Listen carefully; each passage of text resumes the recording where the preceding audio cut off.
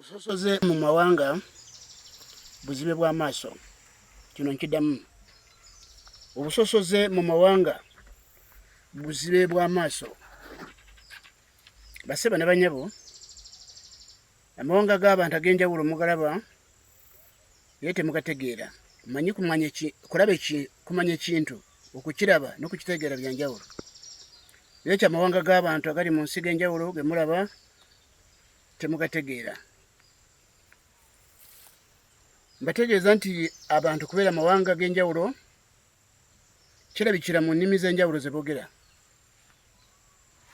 Newankubadde abantu bazze bagunjawo buwangawanga obulala olw'amagoba gaabwe ne babuteekawo. Gamba ebyokulabirako Uganda, ojja kusanga nti bano baga nti mu Banyankole kyakulabirako, nti ojja kusanga nti bano biyita abeeru, ate abalala babayita Abahima, bonna bagwanga ba lulimi lumu. Bonna mu Banyarwanda, bano biyita Batuusi, bano beyita Bahutu, bano beyita Bafumbira, bano beyita n'abasaasaanidde mu Congo ne mu Tanzania, nabo balina obuwanga bwabwe bwetumye. Kale mu ngeri eyo mbategeeza nti ekintu kino ky'amawanga ekiri mu nsi kye mulaba kye tuzaaliddwamu, mulina kukyegendereza mu kitegeere nti si bwe kyandibadde. Emyaka egisukka mu 2000 Yesu Kristo ng'aze ku nsi, tewaali badde okubeera n'obusosoze mu mawanga nate, naddala mu mawanga agakkiriza Yesu Kristo, gakkiriza Katonda ne Yesu Kristo, tewaali baddewo obusosoze mu mawanga nate. Naye buzibe bw'amaaso bugenda mu maaso ku nsi, ng'akabonero akalaga nti amadiini n'amakanisa gali mu nsi kati tegalina mulimu. Naye kyo mbategeeza nti ekigambo kiyitibwa mawanga nga mbategeeza nti kiva ku nnimi z'enjawulo abantu ze boogera. Mbategeeza nti bw'osoma akabolochwa kano, bolochwa eno nagiwandiika myaka egisukka mu 15 nga mpandiise bolochwa eno ekwatagana n'obusosoze mu mawanga. Mbategeeza nti bw'osoma Bayibuli mujja kuyisanga olubereberye essula 11 n'olunyiriri okuva ku lusooka okutuuka ku lw'omunaana. Abantu bonna mu nsi balina olulimi lumu. Emputu z'omuntu, olugezigezi lw'omuntu, obujeemu bw'omuntu bwaleetera Katonda ogutabula ennimi. Weesanga ne wayogera Luganda, olwayogera Lunyankole, oyogera Lukyoli, kwegamba nga byetaagisa omutaputa ate wakati waffe. N'olwekyo kaakati mujje kusanga nti olwaleero abantu abagamba nti bakkiriza Yesu Kristo ne Katonda ali ne basigala nga basosolagana mu mawanga. Kiringa bw'oyinza okulaba omuntu ali mu kkomera n'ogenda kumulaba n'osanga gyawe ali mu kujaguza mu kkomera. Ekintu kino ekyokwawula Katonda okunyiiga n'atabula abantu ennimi z'enjawulo ekyavaamu amawanga gano ge mwenyumirizaamu. Kabonero akalaga nti temutegedde, ensi temanyi. N'olwekyo Yesu Kristo ye bw'ajja wano yalaze kutujja mu mawanga gaffe gano agadibye gafuuke nga boolaba ebiri mu Uganda Museum, atukolemu eggwanga limu. Okusinziira ku byawandiikibwa twali bakubeeramu eggwanga limu. Era bategeeza nti nga tuddeyo wali olubereberye osobola kuddayo n'osoma essula 11 era olunyiriri lusooka okutuuka ku lw'omwenda. Ojja kusangayo omunaala gwa Babeli. Katonda yatabulira ennimi, gw'onoyogera Luganda, olinaayogera Olukyoli. Kati bw'osangibwa nga weenyumiriza mu mawanga gaffe ag'edda, nze ndi Munyarwanda, nze ng'Omunyarwanda, nze ng'Omunyankole, nze ng'Omuganda, kwamba omanya nti abo bazibe b'amaaso. Kubanga Yesu Kristo bw'ajja wano yalaze okudibya kiri akole eggwanga limu ffenna mwe tubeera, eggwanga lya Katonda. Ebiwandiikibwa byo byaga. Ebyawandiikibwa bigamba, bw'osoma Peetero ebbaluwa esooka essula ey'okubiri n'olunyiriri lw'omwenda okutuuka ku lw'ekkumi, ojja kusanga nti twali bakufuuka eggwanga limu.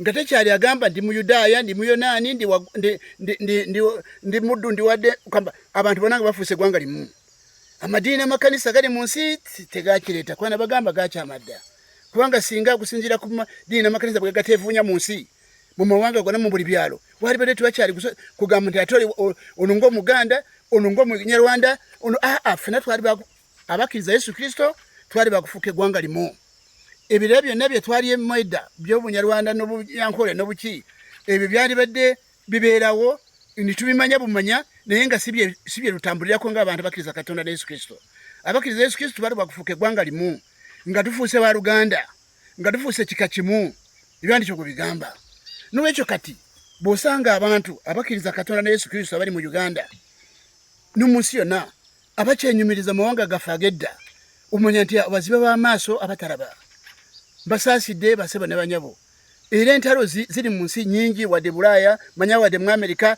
ojja kulaba abantu basosola ate bano Afrika ate kakati obuzibe bw'amaaso buli mu nsi yonna era entalo nyingi ziri mu nsi ezivudde ku kusosolagana mawanga muri tusawa obutamanya Katonda n'ekyo mbasaasidde kyova bagaye ebyobufuzi jibe n'abatwala bijja kubazikiriza ebyobufuzi bijja kubazikiriza kubanga bimamidde bijjewo ikigambo kya Katonda ku nsi bijjewo bisimudde ikigambo kya Katonda ku nsi ekisinga kwenyamiza bana madini bakuba mongala madini muraba ebyobufuzi byasanyawo igwanga lya Katonda byasanye igwanga lya Katonda ku nsi eryali badde lyabakiriza Yesu Kristo nirufuka kikakimu egwanga limu ngali amawanga gafegedda nga gali ngabwe mbagambe nga gali ngabwe mulaba ebiri mu Uganda Museum nga tubiraba bulabi nditwali ndi Muganda ubuzanwa bwedda naye nga twenyumiriza mu gwanga limu ili tugata fena Yesu Kristo yajja kuteekawo ku nsi ili ogwanga ku nsi teriko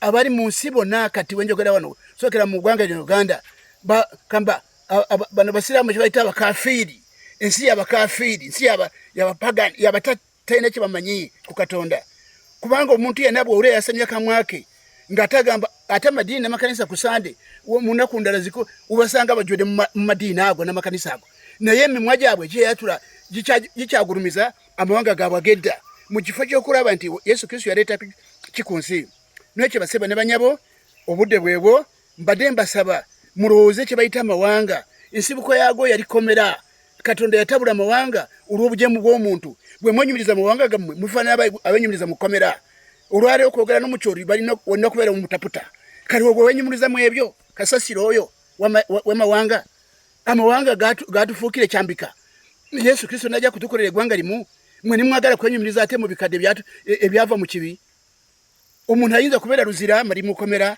n'omusanga ajaguza toga nti onozo ntali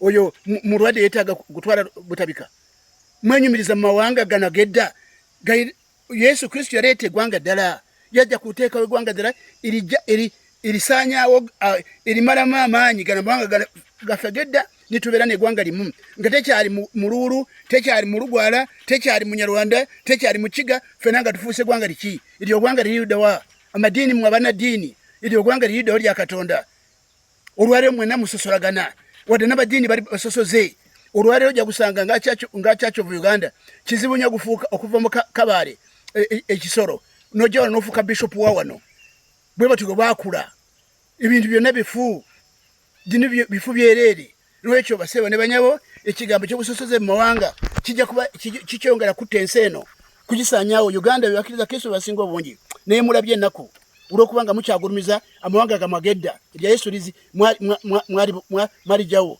n'ekyo mulabye